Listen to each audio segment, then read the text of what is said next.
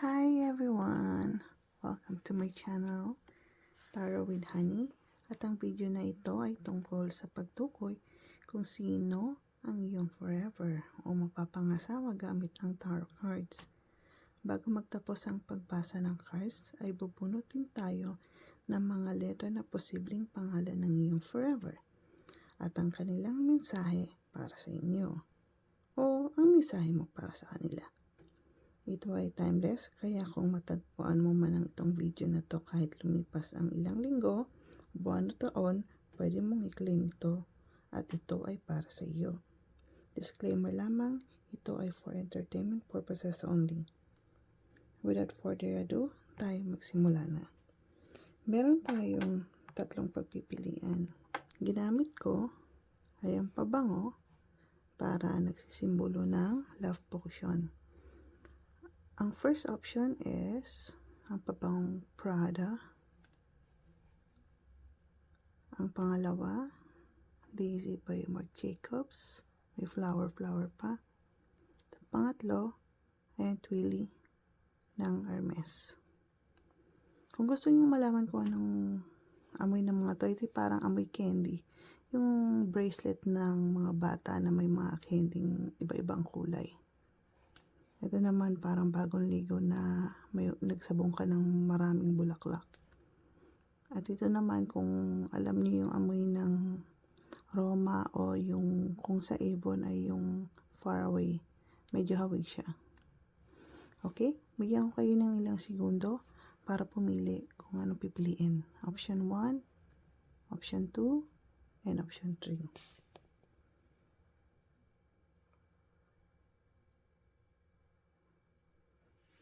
Okay, kung tapos na pumili, sisimulan na natin ang option number 1.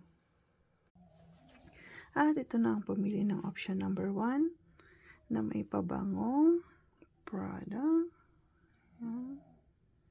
Lagay muna natin dito sa gilid. Pasensya na kayo kung mabubulol ako kasi unang video ko to eh. At etong dalawang to ay mamaya na natin babasahin. Lagay muna natin sa gilid. Dito tayo magsimula. Okay, and the first card is Page of Wands. Yan natin. Second is King of Cups, reverse. Magbabasa pala ako ng reverse card ha. Kasi pag may puro upright, papa-upright ko, medyo nasi-sugar coat siya. Nung binalasa ko to, gantong lumabas, kaya babasahin ko ng ganto. And 9 of Swords, reverse. 10, now the Moon, Major Arcana, pero reverse. At 7 of Pentacles. Okay. I'll show you this later. Okay. So right off the bat, ano siya? Bata siya. Mas bata siya sa'yo. At ikaw na nanonood dito ay mas matanda sa kanya. At parang mas attracted or attractive ka sa mga bata. Yun ang nakikita ko. Okay. So, ang taong ito, maaaring kayo na o ka-MU mo pero walang label. Uso yung mga ganyan eh. Mga walang label. Kaya minsan nakakalito talaga kung ano ba talaga. At Cups, no, King of Cups, Wands, parang mas marami ang Cancer, Scorpio, Pisces. At saka Aries, Leo, Sagittarius. Sa Pentacles naman ay mga Scorpio, Capricorn, Libra. Okay. At alam niyo itong taong to, parang meron silang pinagdadaanan na problema. Kaya yun siguro yung kaya hindi kayo magkaroon ng label kasi hindi niya mapakita sa inyo o maparamdam sa inyo na mahal ka niya dahil sa may pinagdadaanan nga siya sa ngayon. May financial loss sa trabaho, pero malamang sa trabaho to eh. Kasi ito parang naghihintay siya ng recognition na hindi maibigay sa kanya. Pero parang kung ang sinisinta niyo ngayon, minamahal niyo ngayon parang ganito, mas magandang lumipat na lang siya ng trabaho. Okay, i-add natin to. 10 of Cups na reverse. Naku, Lovers reverse. Page of Wands, bata nga talaga. The Hangman reverse. At Strength. At least yun, sa huli naman talaga ay magiging okay naman ang lahat. Kasi yung Strength yung parang yung willpower. Kalma, willpower, hindi sumusuko. Kaya, itong mga pinagdadaanan niya ngayon, ay malalampasin din naman niya. At malalampasan niyo dahil din sa support mo. Kaya, at the end of the day, magiging official na rin naman kayo. Mapapangasawa mo nga eh. Diba? Ito, mahalaga. Ito, sa huli, hindi siya sumuko kaya dapat hindi mo siya susukukan. Minsan kasi yung medyo may bata sa atin sa mararamdaman natin na ay mature to, ganyan. Pero hindi. Hindi naman lahat. Nasa pa rin yan. Sa upbringing pa rin yan at sa huli kung anong pipiliin nila kung susuko ba sila o hindi. Diba? Okay. Ngayon, tingnan natin kung anong message niya sa'yo. Oh, they'll be back. Expect to hear from them. So, diba? Tama nga. Hintay-hintay lang ng konti. Parang magiging jowa mo na siya. Malapit na. Hindi naman siguro abutin ng taon. Magiging jowa mo. Pero, maaaring magtagal muna yung relationship niyo bago kayo ikasal. At, spy. Sila to nag-i-spy. Lagi ka nilang ini-spy sa social media, nag-check siya sa inyo. Kasi, syempre, kung hindi man niya kayo mapaninindigan, binabantayan niya pa rin kayo. Okay? At ang susunod ay tingin tayo ng mga possible letter na magsisimula. Dagdagan lang natin ng konti. 5. Bunta tayong 5. Sa mga nagsisimula sa letter T, ang isip-isip na. Letter W. Letter E.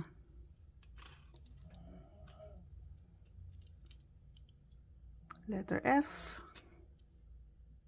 Ay, 6 pala nakuha ko. Sige, kahit 6 na. 5 lang sana kukunin ko eh. J at letter S. Ayan. Isip-isip na. Anong mga pangalan yan? S. Ano ba to? Mga Silverio. Ganon. Ito. James. John. F. Fernando. Faith. W. Warren Wilson. Yung mga magagandang pangalan. Timothy. Tanya. Yan. Kayo na mag-isip kung sinong naiisip nyo. Minsan, swak na swak din siya sa best friend nyo. Baka para sa best friend nyo to.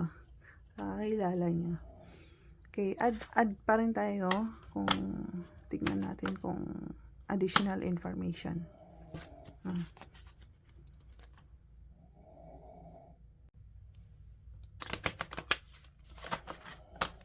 Additional information.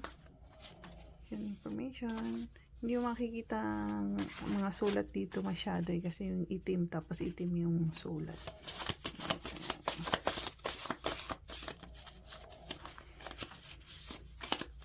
Okay. Okay. Alright. Okay, different nationality but near. Oh, so maaring AFAM to. Isa pa. Malay mo.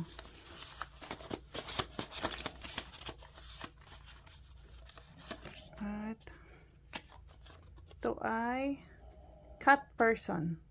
Mahilig siya sa cats. Okay, yan ang option number 1. Prada. Ito naman ang option number 2 sa mga pumili ng may flower na pabangong Daisy by Marc Jacobs. Okay, simulan na natin. Kaya ganitong dalawang to, mamaya na natin babasahin ha. Diyan muna sa gilid. Okay, let's start with the death card. Huwag kayong mabahala sa death card dahil hindi naman pangit yan. Queen of Cups, reverse. Sa sinabi ko rin sa first option na magbabasa ako ng mga reverse card. Pati dito, babasahin ko rin para hindi natin ma-sugarcoat kung ano man ang bunot natin na baraha. Okay? Pasensya na kayo, nabubulol ako dahil ito ang first video ko. The Fool, reverse. King of Swords. Upright naman. At ang The Devil card. Mamaya na to. Okay. So, maraming Scorpio, Libra, Capricorn. Kasi ito ay Capricorn. And air signs din, Libra, Aquarius, Gemini. Sa nakikita ko, ito ay parang older person or mas malaki ang agwat ng edad nyo kaysa sa ibang mga magkarelasyon. Ikaw ang mas bata, ito is older sa'yo. Okay. Dahil nga sa older itong taong to, may na siya may napatunayan na siya sa buhay. Pero bago yun, ang taong ito ay marami ng naging karelasyon.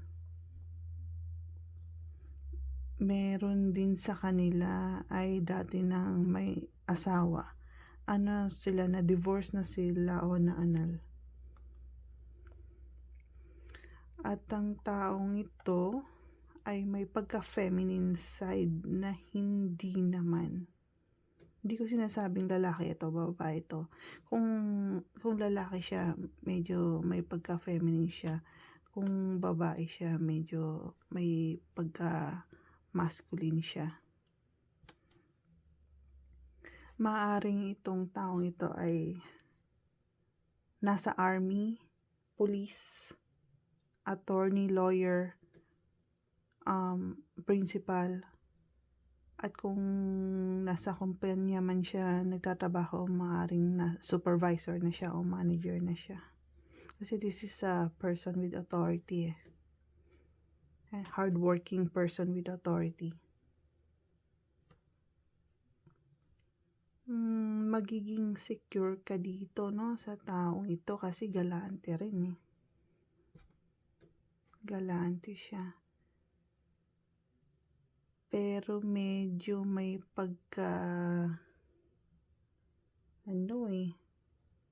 yung magpagkapilyo. So, ito ay isang mas nakakatanda sa'yo.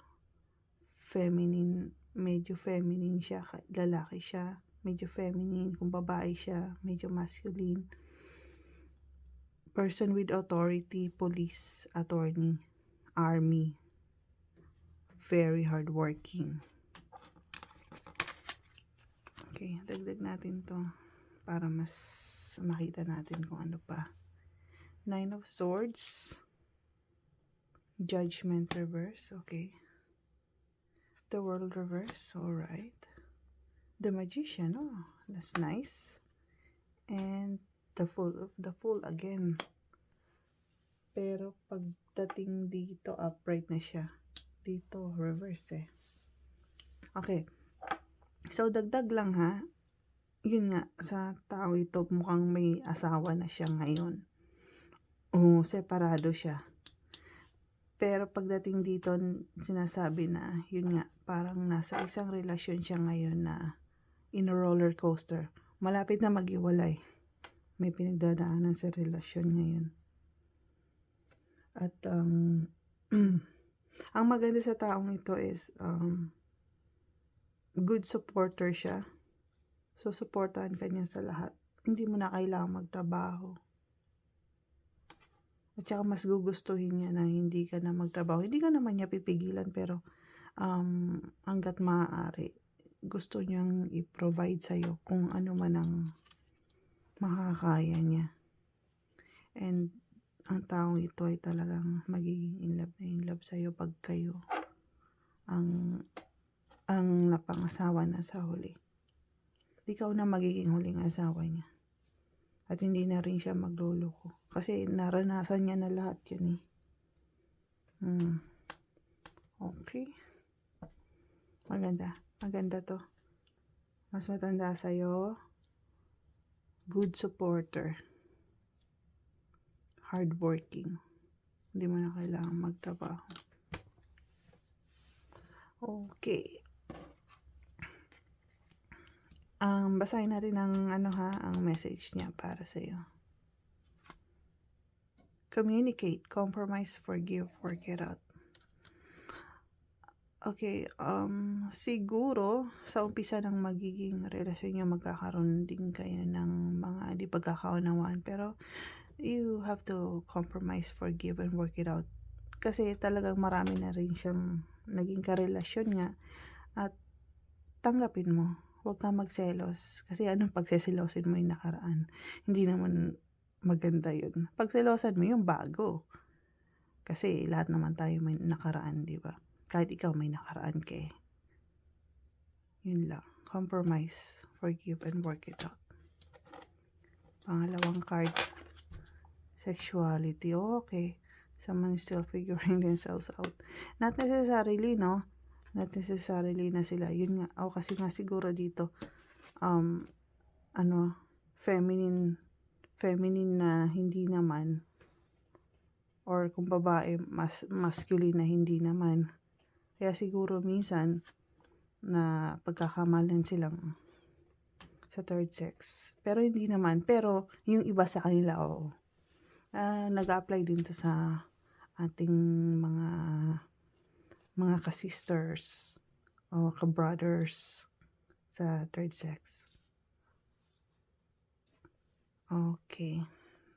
Punot tayo ng letters. Pampadagdag lang.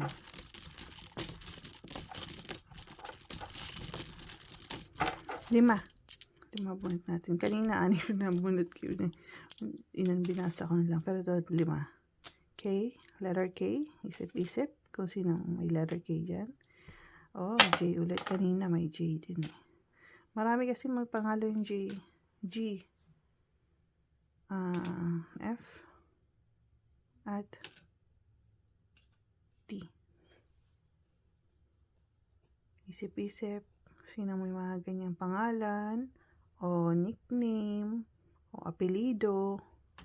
Pwede na rin middle name. Sama nyo na rin. Basta may clue. Okay.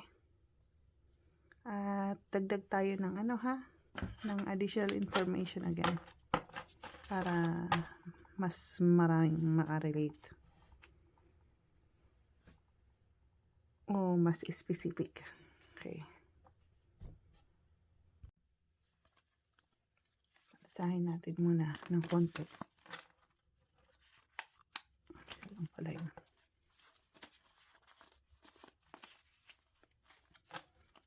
Okay. I like you. Aba. So, dagdag lang natin ang taong ito ay yung iba nakilala na na inaano ka na nila. Tina-target ka na nila. Pwedeng kasama mo rin 'to sa trabaho or baka mamaya manager mo, nako. O kapitbahay niyong army o police, pwede rin.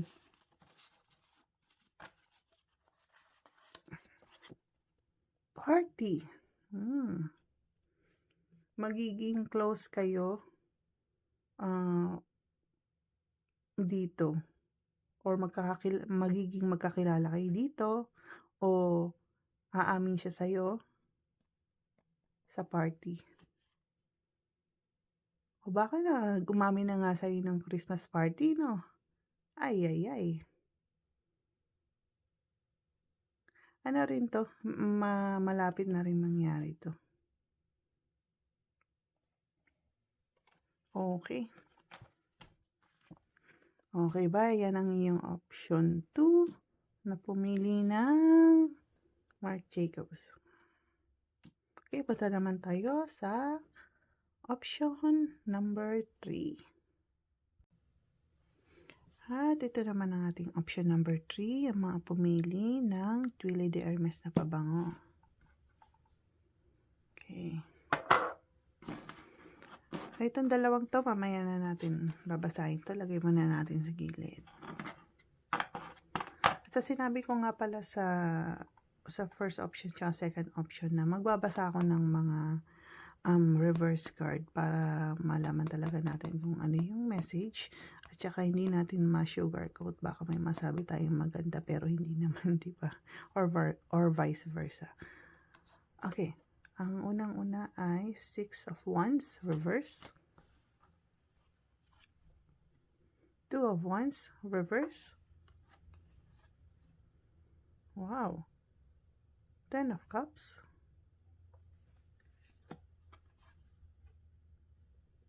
Knight of Wands reverse,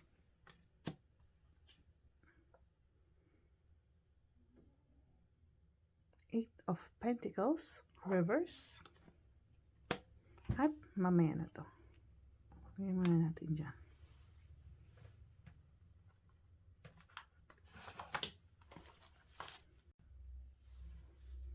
Okay.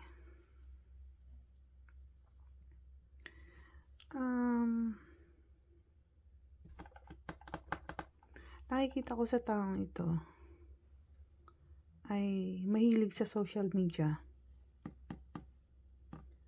Karamihan sa kanila ay Aries, Leo, Sagittarius, Cancer, Scorpio, Pisces,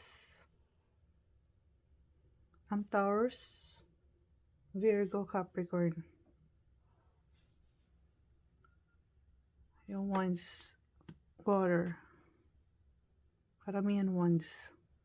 Wands is fire sign, Aries, Leo, Sagittarius.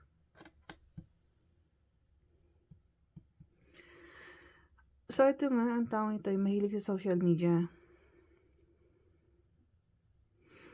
Pero, gusto niya kasing gusto niyang maging career ang social media. Pero parang nahihirapan siya sumikat.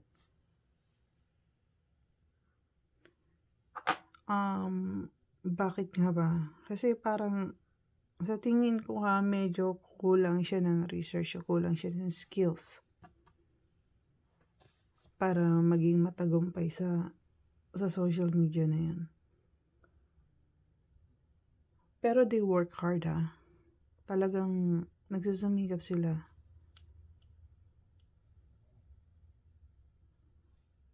Kulang lang talaga sa pagplano, pero nagsusumikap sila. Nagsusumikap sila para sa'yo. Parang sila kasi yung pagdating sa sarili nila medyo they're lacking. Pero pagdating sa'yo, gagawin nila ang lahat para mapaligaya ka lang. Itong taong ito, pag ito talagang naging jowa mo, talagang bibigay niya sa iyo 110% ng atensyon, pagmamahal. Pero yun nga, may issue nga siya. Gusto niyang sumikat. Ace of Pentacles. Dagdag natin ang card. Two of Cups.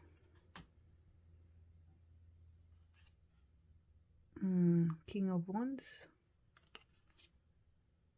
Four of Pentacles. Reverse. Page of Swords. Reverse. So, reverse to ha. Reverse ang King of Wands. Four of Pentacles. Tsaka Page of Swords. At itong una. Ang dami niyang reverse.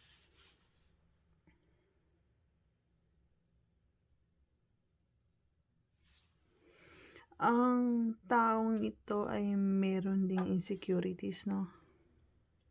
Medyo seloso. Seloso siya. Pero, tahimik. Pag tahimik siya, minsan hindi niya ma-express yung sarili niya. Kunyari may problema, sasarilinin niya na lang.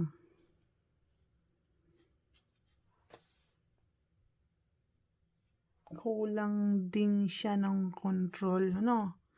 Kasi siya medyo walda sa pera. Yung happy-go-lucky, pag nagkaroon siya, kinabukasan, gagastusin na. Hindi naman sa pangit niya gagastusin. Gagastusin niya, kunyari, may gusto siyang bilhin o gusto siyang bilhin para sa'yo, ibibigay niya agad basta may pera siya. Kung sakasakali maging jowa mo to, talagang mapapangasawa mo na, turuan mo siya mag-ipon at suportahan mo siya sa ginagawa niya. Tulungan mo siya kasi magiging masaya kayo eh. Minsan kasi yung sa social media na yan, hindi naman lahat talaga sumisikat. Tingin natin parang ang dali-dali, di ba? Yan, mag-video ka lang, ganyan-ganyan, more mga kalokohan. Pero hindi madali kasi depende yun sa tao, sa audience mo kung tatanggapin mo nila eh. May mga sumisikat, may mga hindi. At isa siya dun sa mga nagsusumikap. Pero sa bandang huli, magtatagumpay din naman. Suporta lang. At saka sipag, tiyaga. At i-update niya yung skills niya. Kung kunyari, ano ba ang uso ngayon? Di ba yung mga AI? Yan. Or skills niya sa pagsayaw, skills niya sa pagkanta. Pwede siyang mag-voice lesson. Pwede siyang magpaturo sa mga dance group. Ito yung uso ngayon, mga dance, tsaka kanta, TikTok, AI. Ayun. So, recap lang natin. Itong taong ito ay very engaged sa social media. Tahimik. Pero lahat ng gusto mo, gusto niyang ibigay. Medyo hard siya sa sarili niya, no? Pero pagdating sa'yo, yung lumalambot ng puso niya, gusto niya, binibigay niya lahat ng gusto mo. Ganun. Okay. Ang message from Cosmic Insights is manifest. Tell the universe exactly what you want. So tell him exactly what you want. He will provide it for you. And guardian, a lost loved one watches over you. Okay. Message siguro to para sa iyo eh. Hindi message niya para sa iyo. Message sa iyo ng universe. Na ikaw na nanonood ngayon, kung nawalan ka man ng mahal sa buhay recently, inano ka nila, ginagabayan ka nila. Okay? Okay. Ano, medyo lumungkot yun. Munti pero lahat naman tayo papunta dyan. Okay. Next is yung first letter ng magiging forever mo. So, letter R. Apat pa kasi 5 dapat. Okay. Letter S. W. Lahat yata may W. Pati sa option ng option may W. C and O. Isip-isip kung sino yung mga yan. Tabi-tabi lang yan. Mga nagtitiktok-tiktok na ganyan ang pangalan. Okay. At bunot tayo ng card. Hindi siya na lang. Okay. Your friends. Okay. Ngayon, marami sa inyo ay friends pa. Friends na kayo. Lagyan natin yan.